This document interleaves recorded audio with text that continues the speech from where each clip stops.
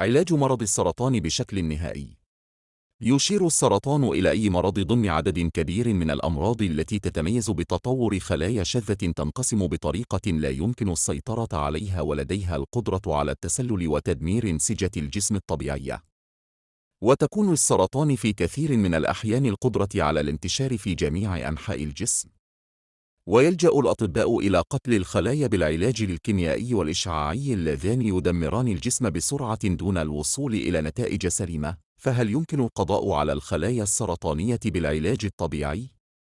لقد أجريت تجارب عديدة على أشخاص حول العالم عن طريق تجويع الخلايا السرطانية بقطع البروتينات عنها، وقد أعطى هذا العلاج نتائج مبهرة. ويعتمد هذا العلاج على اتباع نظام غذائي لمدة 42 يوماً، وذلك عن طريق شرب عصر الخضار لا الشاي فقط.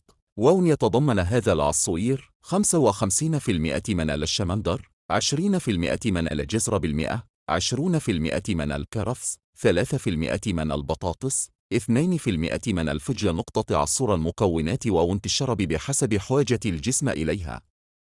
بعد إتمام المدة المطلوبة من العلاج، يجب على المريض تجنب الأغذية التي تتغذى عليها الخلايا السرطانية مثل الأغذية الغنية بالبروتينات، اللحوم، السكر، الملح، المقليات، الدقيق الأبيض. ويمكنه تناول الخضروات والفواكه، وشرب العصير الأخضر المتكون من الخيار والسبانخ والخس والبروكلي والمورينجا والبقدونس، مع ضرورة استعمال القسط الهندي والعكبر باستمرار، وعسل النحل الطبيعي الحر والتمر. فإذا التزم المريض بهذا العلاج سيشفى بإذن الله، لأن الخلية السرطانية تموت وتتجدد خلية الجسم.